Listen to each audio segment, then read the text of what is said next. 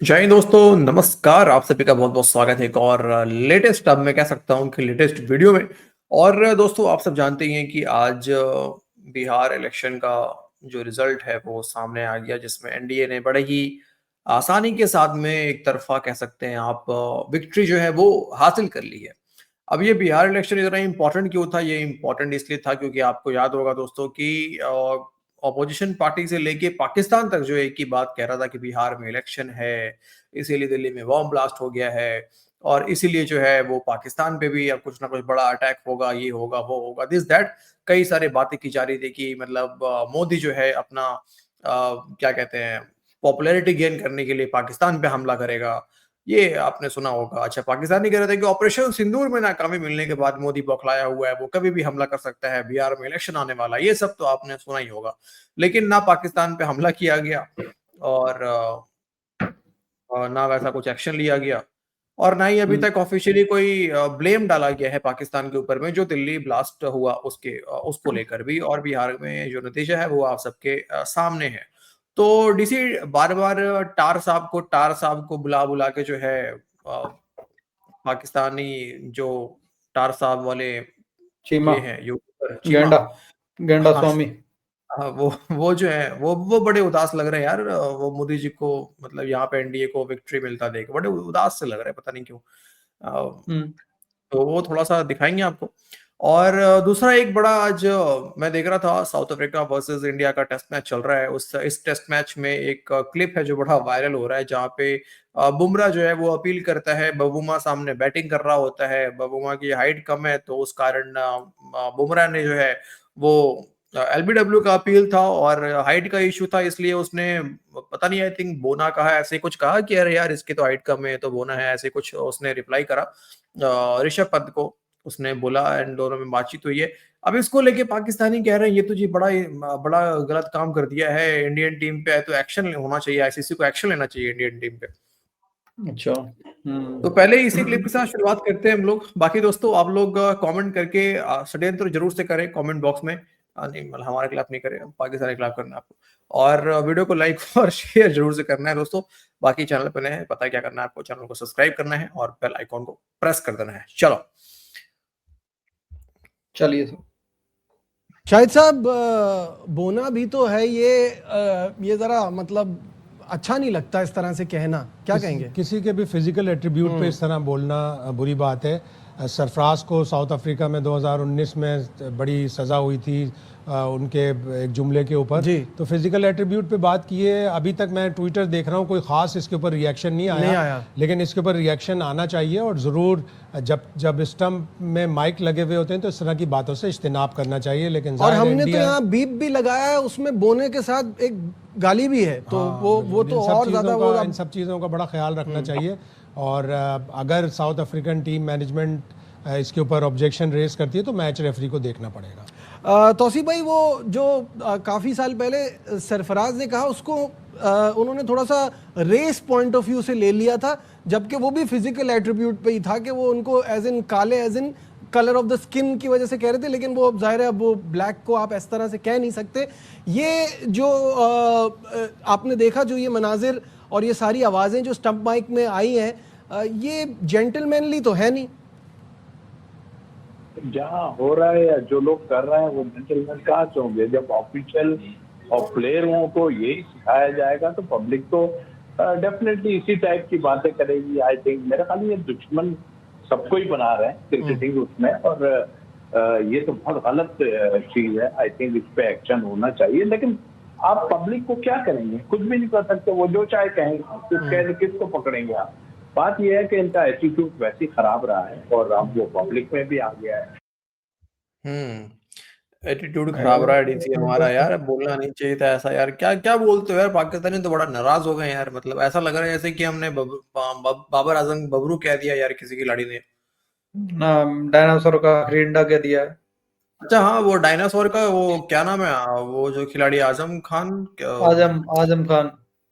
हाँ, हुँ, वो आजम मोहसिन खान। किसका किसका लड़का है वो, पता नहीं जिसका भी लड़का है। तो अ, उसको यार तो खुद पाकिस्तानी कहते हैं यार। मैंने सुना था एक बार रिजवानी उसको गेंडा गेंडा कह रहा था, पीछे खड़ा हो गया यार। हाँ, रिजवान नहीं था, कहते सॉरी हैं। कोई और था। बबरू था या पता नहीं वो सीपैक कहते हैं जिसको, साहिल शाह अफरीदी, कोई खिलाड़ी था जो उसको गेंडा गेंडा कह रहा था। और इसके पाकिस्तानी पत्रकार खुद ही उसको डायनासोर का आखिरी अंडा कहते हैं यार। हाँ कहते हैं, बिल्कुल कहते हैं। तो फिर वो नहीं होता क्या भाई? यार देखो, एक बात बताओ, ये बोना वर्ड कोई खराब वर्ड थोड़ा ही ना होता है यार गौरव भाई। किसी की हाइट, अगर किसी बंदे की हाइट कम रह जाए उसको बोना ही बोला जाता है। ये कोई गंदा वर्ड नहीं होता। ये पाकिस्तानियों को पता नहीं, इनको हर जगह रोने की आदत है यार। इनको एक बात चाहिए, इनको एक मतलब कहीं ना कहीं छोटी सी बात मिल जाए इंडिया के लिए रोने के लिए, बस रोना स्टार्ट इनका। देखो यहाँ पे हम ये भी, अब देखो ये हम अपने दोस्तों पे छोड़ देते हैं कि वो सही था गलत था, लेकिन चलो बोल चाल में गौरव ये भाई देखो वर्ड जो सुनो, है। एक एरिया का भी फर्क होता है, मेरी बात सुनो। वही वही एक वही मैं एरिया कहना का चाह भी रहा फर्क हूँ। होता है सर। हो सकता है कि आपके यहाँ पे झारखंड साइड में बोना वर्ड को गलत समझा जाए। मेरे यहाँ हम्म। पे, मेरे गांव में अगर किसी की हाइट कम रह जाए उसके बोना बोलते हैं, उसके मुंह पे बोना बोल देंगे। नहीं हाँ, होता मैं सर, वही गंदा कहना चाह वर्ड रहा नहीं हूँ, होता बोना वर्ड। मैं वही कहना चाह रहा हूँ कि नॉर्मल बोल चाल में काफी ज्यादा वर्ड ये इस्तेमाल होता है, तो चलो ठीक है। हाँ वो एक्चुअली बबूमा को नहीं बोला, वो ऋषभ पंत एंड बुमराह के आपस की ये बातचीत थी। तो वो डायरेक्टली ऑब्वियसली बबूमा को कभी कोई बोलेगा भी नहीं, या जो भी है वहां पे तो कभी ऐसा हमें नहीं सुना है। इसके पहले भी हम साउथ अफ्रीका टीम के साथ खेल ही चुके हैं, कोई पहली बात तो ये है नहीं। तो वो खैर आप लोग कमेंट करके बताइए। लेकिन जहां तक पाकिस्तान की बात है कि आईसीसी को एक्शन लेना चाहिए, आईसीसी को ये करना चाहिए, यार तुम्हारे इधर तो खुद ही तुम्हारा तो यार जो हिस्ट्री है वो तो ढका छुपा तो है नहीं यार। तुम लोग टेपिया को टेपिया, मतलब क्या नाम है उसका, हारिस रऊफ को टेपिया कहते हो, बाबर बाबर आजम को बबरू कहते हो, फिर और पता नहीं किसका किसका क्या क्या अजीब अजीब नाम रखा हुआ है तुम लोगों ने यार। हम्म। एंड वो सब भाई सिर्फ यूट्यूबर नहीं कहते डीसी इनके, ये तो खिलाड़ी भी कहते हैं इनके अरे यार। सब कह रहे होते हैं, सब कहते हैं ये लोग। हैं डायनासोर का आखिरी अंडा। लुकमान, वो जो लुकमान इनका पत्रकार है, सीनियर पत्रकार है, वो 2 कौड़ी वाले पत्रकार जो चढ़ा के आता है, वो तो यार आजम खान को ये तक कह रहा था कि इसने 100 मुर्गियां खाई हुई हैं पेट में ठूस ठूस के। 100 मुर्गियां का 100 मुर्गियां। यार वो अजीब अजीब बातें करते हैं पाकिस्तानी यार, फिर यहाँ पे आके कहते हैं कि क्यों नहीं एक्शन लेना चाहिए आईसीसी को। फिर मतलब क्या कहेंगे यार, पाकिस्तानी अजीब लोग हैं। पहले अपने लोगों मतलब पे इनको एक्शन ले जब लो, तक ये, फिर मांगो। हाँ, जब तक ये रोएंगे नहीं तब तक इनको ना नींद नहीं आता हाँ, ठीक से। असल यही है कहानी सर, असल यही अब है। देखो इनको इधर रोने चीमा के भी लिए रो रहा है चाहिए भाई, कुछ ना कुछ। अब चीमा भी रो रहा है, जरा सुनो आप। हम्म। एक बड़ा इलेक्शन जो है वो जीत रहे हैं। और इस वक्त प्राइम मिनिस्टर मोदी का जो कोलिशन ग्रुप है वो बड़े आराम से बिहार का वोट जो है वो जीत रहे हैं। और ये आप समझ लें कि Narendra Modi still the most popular leader. ये 60-70 और सीटें ले रहे हैं लास्ट इलेक्शन से, 70 और सीटें ले रहे हैं। बिहार का मैंडेट जो है ये बड़ा क्लियर है। मोदी साहब की जो भारतीय जनता पार्टी है वो दे आर गोइंग अप।